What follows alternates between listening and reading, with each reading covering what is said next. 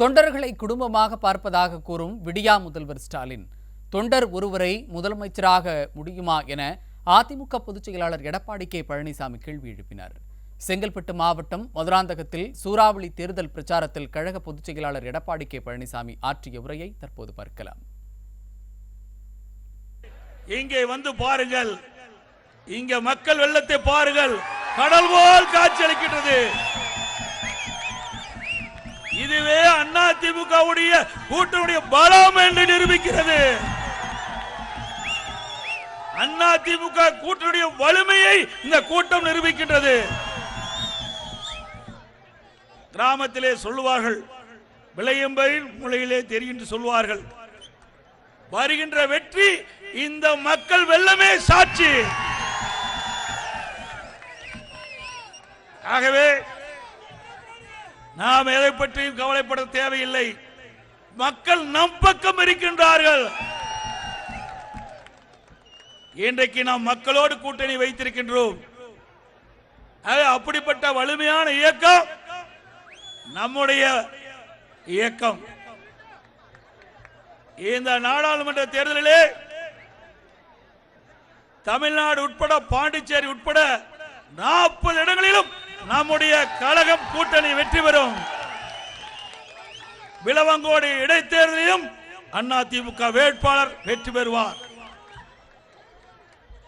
அனைத்து இந்திய அண்ணா திராவிட முன்னேற்ற கழகத்தை பொறுத்தவரைக்கும் இன்றைக்கு தமிழகத்திலே பல்வேறு சாதனைகளை புரிந்திருக்கின்றோம். ஒன்றல்ல இரண்டல்ல, அத்தனையும் முத்தான திட்டங்களை இந்த நாட்டு மக்களுக்கு வாரி வழங்கிய கட்சி அதிமுக கட்சி, அதிமுக அரசாங்கம். இன்றைக்கு இந்த மாவட்டம் வேளாண்மை சார்ந்த மாவட்டம், தொழில் நிறைந்த மாவட்டம். இரண்டு பிரதான தொழில்கள், வேளாண்மை, மற்றொன்று தொழிற்சாலை, இன்னொன்று நெசவு. மூன்றையும் மையமாக வைத்து மக்கள் வாழ்ந்து கொண்டிருக்கின்ற மாவட்டம் காஞ்சிபுரம் மாவட்டம், செங்கல்பட்டு மாவட்டம். அந்த மூன்று தொழிலும் இன்றைக்கு வலுவிழந்து இருக்கின்றது, நலிவடைந்து இருக்கின்றது. இன்றைக்கு நெசவு தொழில் படுபாதாளத்துக்கு போய்விட்டது. வேளாண்மை தொழில் உற்பத்தி செய்கின்ற பொருளுக்கு விளைபொருளுக்கு விலை கிடையாது.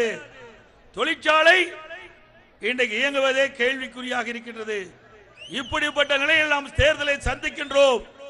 இந்த மூன்று தொழிலும் பிரகாசமாக சிறப்பாக எதிர்காலத்திலே இருக்க வேண்டும் என்று சொன்னால் அனைத்து இந்திய அண்ணா திராவிட முன்னேற்ற கழக வெற்றி வேட்பாளர் அறிவித்தார் ராஜசேகர் வெற்றி பெற வேண்டும். இன்றைய தினம்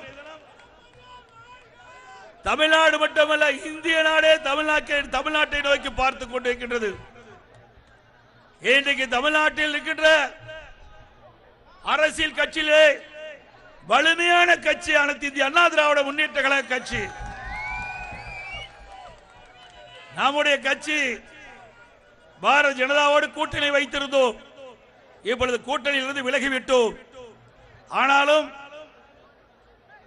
தீய சக்தி திமுக என்று பொன்மனச்சம்பல் புரட்சி தலைவர் எம்ஜிஆர் இந்த இயக்கத்தை தோற்றுவித்தாரே, அன்றையிலிருந்து இன்றைய வரை திமுக தீய சக்தியாக தான் இருந்து கொண்டிருக்கின்றது. நாம் கூட்டணியிலிருந்து விலகிவிட்டோம். ஆனால் திமுக தலைவர்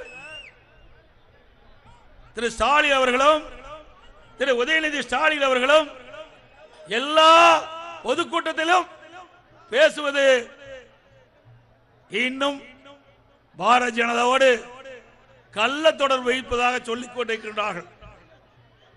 திரு ஸ்டாலின் அவர்களே, திரு உதயநிதி ஸ்டாலின் அவர்களே, நாங்கள் ஒன்றும் கள்ள தொடர்பு வைக்க வேண்டிய அவசியம் எங்களுக்கு இல்லை. அந்த பழக்க தோஷம் உங்களுக்கு இருக்கின்ற காரணத்தினால் இப்படிப்பட்ட வார்த்தைகளை நீங்கள் பயன்படுத்துகிறீர்கள். ஒரு கட்சி இருக்கின்றது, கூட்டணியிலிருந்து வெளியிலே வந்து விட்டோம். உங்களுக்கு ஏன் எரிச்சல் வருது? உங்களுக்கு ஏன் பொறாமைப்படுறீங்க? எங்க கட்சிக்கு உங்க கட்சிக்கு என்ன சம்மதம் இருக்குது? நாங்க வேணா கூட்டணி வைப்போம், எங்களுடைய நிர்வாகிகள் தொண்டர்கள் விருப்பப்படி. எங்களுடைய தொண்டர்கள் நிர்வாகிகள் வேண்டாம் என்று சொன்னால் கூட்டணியிலிருந்து விலகுவோம். அது எங்களுடைய விருப்பம்.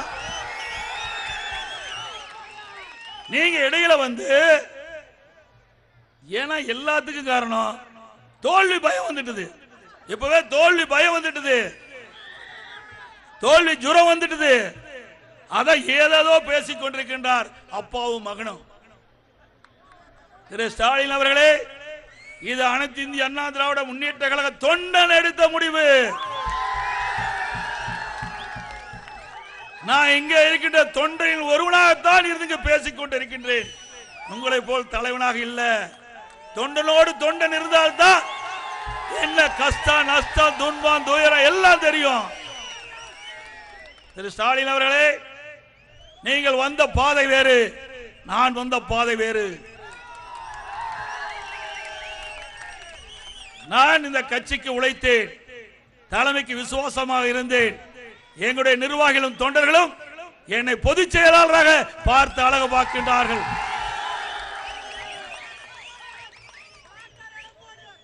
கிட்டத்தட்ட 4 ஆண்டு காலம் சிறப்பான ஆட்சி கொடுத்தோம். பொற்கால ஆட்சி, இங்கே அருமை சகோதரர் சொல்றாலே பொற்கால ஆட்சி நாட்டுக்கு கொடுத்தோம். ஒரு சாதாரண தொண்டன், ஒரு கிளை செயலாளர் எந்த கட்சியிலாவது பொதுச் செயலாளர் ஆக முடியுமா? ஒரு கிளை செயலாளர் இந்த நாட்டுடைய முதலமைச்சர் ஆக முடியுமா?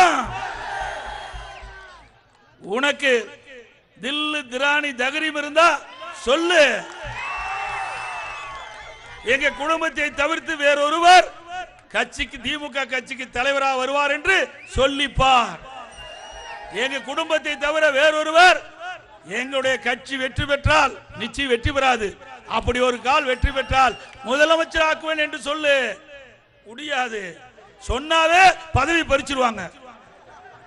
அவர்கள் வாயில் சொன்னாவே பதவி பறிச்சிருவாங்க.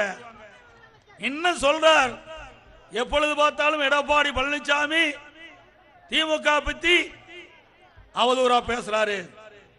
இன்றைக்கு திரு கருணாநிதி குடும்பம் ஒரு கம்பெனின்னு பேசுறாரு. அது குடும்ப ஆட்சி என்று சொல்லுகிறார். அதற்கு திரு ஸ்டாலின் பதில் சொல்கிறார், ஆம் குடும்பம் தான். எப்படி என்ன, எங்க கட்சி நிர்வாகிகளும் தொண்டர்களும் சேர்ந்து குடும்பமா பாக்குறேன்னு சொல்றாங்க.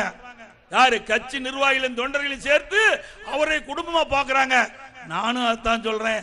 அதிலிருந்து ஒருத்தர திமுக கட்சி தலைவராக்கு ஏற்றுக்கொள்ளலாம்.